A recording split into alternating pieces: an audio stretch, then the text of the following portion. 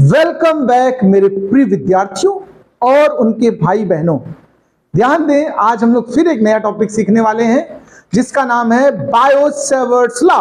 देखिए, शॉर्ट में हम लोग बायो और सेवर्ट बोलते हैं। ये कोई बायोलॉजी वाले बायो नहीं है, इनका पूरा नाम बायोट है इसमें, और सेवर्ट, ठीक है, ये दो लोग हैं। एक बार एक क्वेश्चन आया था, हिंदी का पेपर था, बच्चे से पूछा गया था कि हीरानंद सच्चिदानंद वात्स्यायन अज्ञेय के बारे में लिखिए। आपने नाम सुना है? ये एक कवि का नाम है, पूरा नाम है हीरानंद सच्चिदानंद वात्स्यायन अज्ञेय। उस बच्चे ने लिखा हीरानंद सच्चिदानंद वात्स्यायन अज्ञेय, चार भाई थे, चारों मिल करके कविता लिखते थे। तो कहने का मतलब वो इतना बड़ा नाम ही था कि बच्चा कंफ्यूज हो गया, सोचे चार भाई होंगे और कवि हैं तो लिखते होंगे। खैर, तो ये बायो और सेवर्ट ये एक व्यक्ति नहीं है। हम लोग बोलते हैं जल्दी से तो क्या बोलते थे? Bio-Savart's law. पूरा नाम इसका बायोट-सेवर्ट, यानी दो लोग हैं। ये दोनों लोगों ने कुछ कंक्लूजन्स निकाले हैं, कुछ एक्सपेरिमेंटल रिजल्ट्स बनाए हैं। आइए हम रिजल्ट्स को बताने वाले हैं। प्लीज ध्यान दीजिए, और अगर नोट्स बनाने का मन है तो अपनी नोटबुक और पेन निकाल लीजिए। चलिए बात करते हैं। ये एक हमारा करंट कैरिंग कंडक्टर है। ये देखिए, एक करंट कैरिंग कंडक्टर है, मैनी लेंथ है इसकी, कुछ भी हो सकती है। इसमें हमने करंट फ्लो कर दी I एम्पियर की, तभी तो नाम पड़ा करंट कैरिंग कंडक्टर। अगर करंट ही नहीं तो नाम क्या हुआ? तो चलिए अब बात करते हैं। अब मैंने देखो ऑर्स्टेड वाले एक्सपेरिमेंट में ये प्रूफ कर दिया है, when the current flows in any conductor then surrounding area experiences a magnetic field। तो इस वाले कंडक्टर से जो मैग्नेटिक फील्ड इस पॉइंट पर बनेगा, हम उसके लिए कोई फार्मूला डेवलप करने वाले हैं।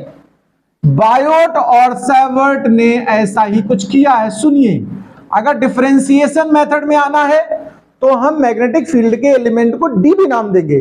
अगर आप नहीं डिफरेंशियल इंटीग्रेशन में आना चाहते हैं तो डेल्टा लगा लेना। ये आपका मन, जैसा आपका मन हो। किसी को डिफरेंशिएशन इंटीग्रेशन से चिढ़ हो तो डेल्टा इस्तेमाल करें। बायो के लोगों को अक्सर ऐसा होता है, बट कोई बात नहीं, जैसी इच्छा हो, लेकिन चिढ़िए नहीं प्लीज किसी से, सबको साथ ले लीजिए अपने। ये देखिए, एक छोटा सा एलिमेंट है लेंथ का, इसकी लेंथ को हमने डीएल नाम दे दिया। क्या नाम दे दिया है? ये जो डीएल एलिमेंट है ये इस डिस्टेंस आर के साथ में थीटा एंगल बना रहा है, ऐसा कंसीडरेशन हुआ। बायो और सेवर्ट ये लोग किस किस कंक्लूजन पे आए, मैं यहां मुद्दा ये बताता हूं। सबसे पहला प्रैक्टिकली उन्होंने, ये सब प्रैक्टिकल ऑब्जर्वेशंस है,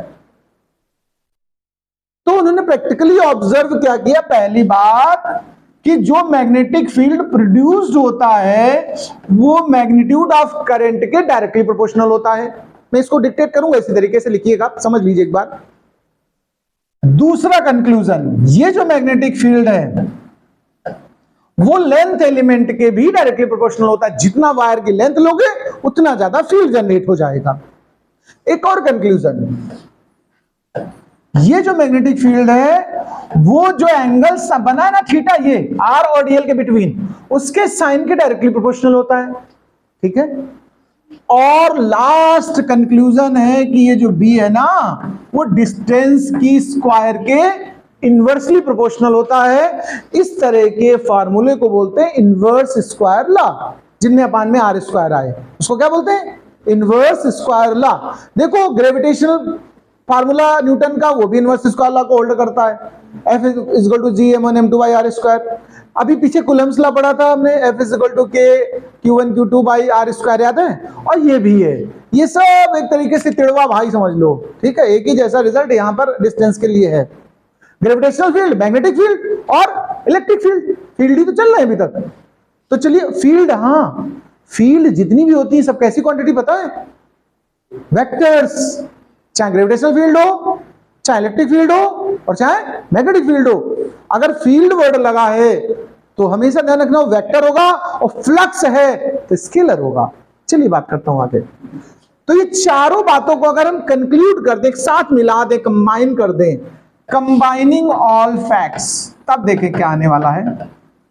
कंबाइनिंग ऑल फैक्ट्स, तो चलिए कंबाइन करने वाला हूं, तो सुनिए जरा भाई जी। D B proportional I D L sine theta by R square. अभी बचपन से आप यही सीखते चले आए हो। क्या क्या सीखते हो? कि जब भी प्रोपोर्शनल साइन हटाते हैं तो एक कांस्टेंट डाल देते हैं। डाल देते हैं, तो चलो डाल दे रहा हूं मैं। dB इज इक्वल टू, यहां भी कांस्टेंट स्पेशल आने वाला है म्यू नॉट अपान 4 पाई, इस कांस्टेंट का वैल्यू मतलब सिंबल है, ऐसे लिख लीजिए। अभी हम इसकी वैल्यू और इसका सेंस बताने वाले हैं।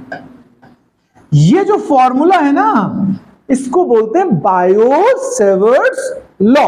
ओके, ये जो कांस्टेंट है, जरा इसकी बात करते हैं। Where mu naught by 4 pi is equal to 10 to the power minus newton by ampere square. अब आप सोच रहे होगे ये म्यू नॉट क्या है? क्या बिल्ली के मुंह से निकली आवाज है म्यू?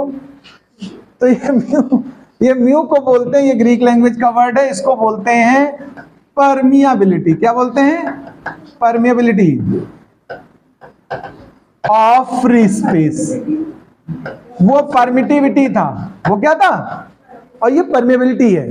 ये परमिया प्रवाह जो है वहीं से आई है एबिलिटी। तो इधर परमिया प्रवाह है ना, तो वहां से ये एबिलिटी आई, तो उसका नाम पड़ गया परमिएबिलिटी। चलिए, अगर इसकी वैल्यू होती है, सुन ले, म्यू नॉट को अगर 4 पाई उधर ले जाओ तो देखो 4 pi into 10 to the power minus 7 newton upon ampere square. इसकी डायमेंशन भी फाइंड कर सकते हो। देखो यूनिट ऑफ, अगर म्यू नॉट की बात करूं मैं, तो देखो क्या बनेगी? Newton by ampere square. तो डायमेंशनल फॉर्मूला म्यू नॉट का बनाना हो तो क्या बनाओगे? देखो MLT minus 2 by A2। Cancel out कर दो, जो कुछ हो रहा हो, नहीं हो रहा है तो पूरा लिख दो अपना चुप्पे से, शांति से एकदम। ये अलग से भी पूछा जा सकता है, जैसे उसमें आप साइलेंट नॉट के बारे में बताते थे ना, वैसे यहाँ म्यू नॉट है। तो मुझे लगता है आप समझ पाए होंगे। चलो डेफिनेशन फटाफट आप लोग लिख लीजिए। नहीं लिख पाओगे अपने आप से क्या?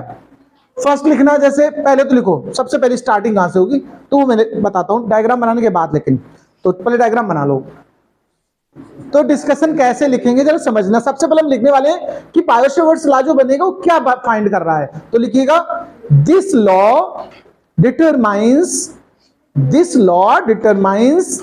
Magnetic field near a current carrying conductor.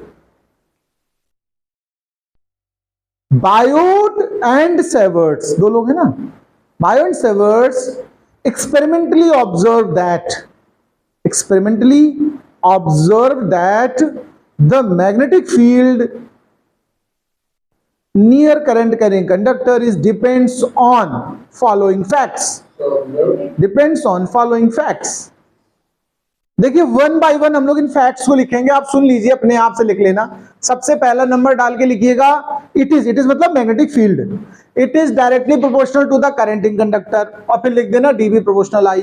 दूसरा नंबर डाल के लिखना it is directly proportional to the length element of the wire, फिर ये फार्मूला नोट कर लो। फिर थर्ड नंबर डाल के लिखना it is directly proportional to the sine of angle between DL and are.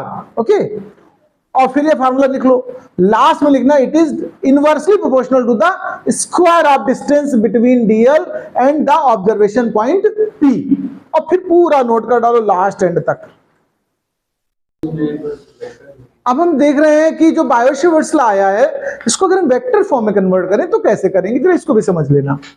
हमने क्या लिखा, जो dB इज इक्वल टू था, अभी रिजल्ट जो हम लोगों ने निकाला था वो निकला था mu naught upon 4 pi IDL sine theta by R square. ये हमारा स्केलर फॉर्मेट है बायो-सेवर्ट्स लॉ का।